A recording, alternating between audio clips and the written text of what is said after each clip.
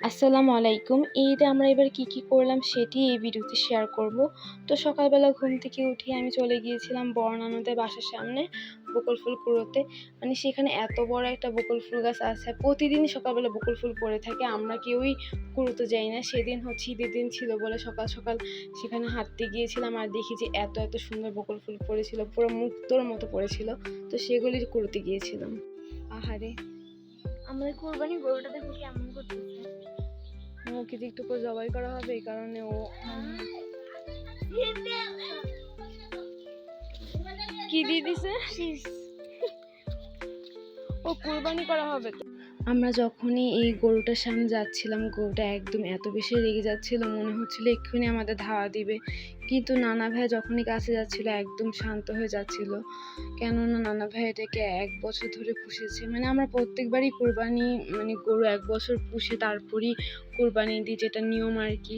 তো নানা ভাইয়াকে এটা একদম মানে এত বেশি আদর করছিল।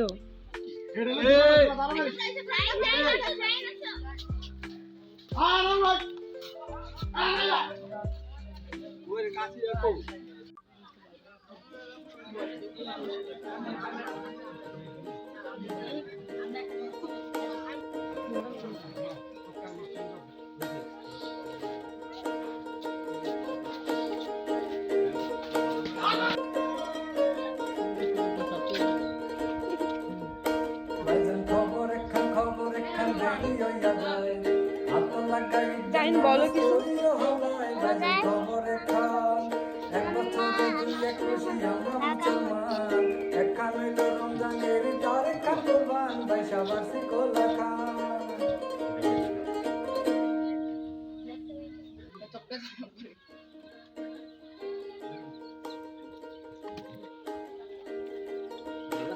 মাশাআল্লাহ, দেখছো যাই না ধরতে দেখে না এই কইতাছে।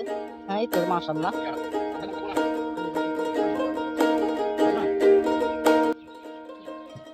মাশাআল্লাহ, যাই এদিকে না ধরে রাখলে উপায় ছিল।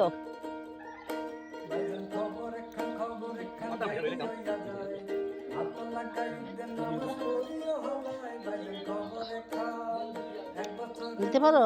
হ্যাঁ দেখি তো। হ্যাঁ ওই আম্মুর কাছে নিয়ে যাও, দেখি পারো কিনা।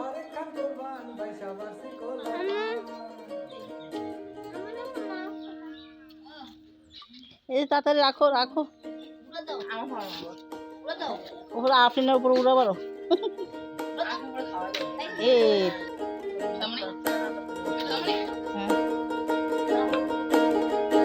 মাশাআল্লাহ, যাই না অনেক সুন্দর হইতেছে। তো একটা বসার জায়গা দিলে ভালো হইতো। যাই না রাখবে, এই যাই না একটা বসার জায়গা দিলে মাশাআল্লাহ মাশাআল্লাহ।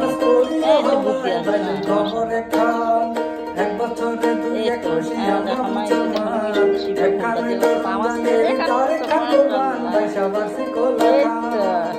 আমার মেয়েও কাটতেছে মাশাআল্লাহ।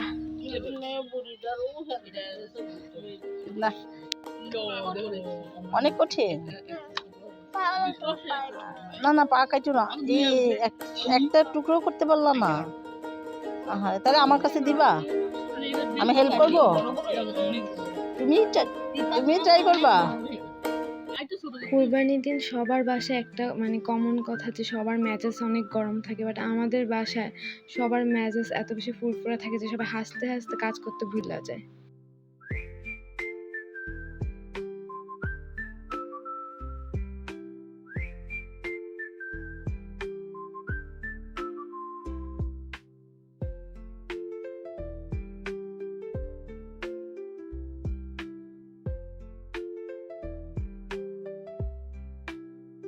কোরবানির দিনের আরও সুন্দর ক্লিপ নেওয়ার ইচ্ছে ছিল, কিন্তু কিছুই নেওয়া হয় নাই কারণ আমি অনেক বেশি টায়ার্ড হয়ে গেছিলাম। তো এইটুকুই আজকের কোরবানি ঈদের ব্লগ। আল্লাহ হাফেজ।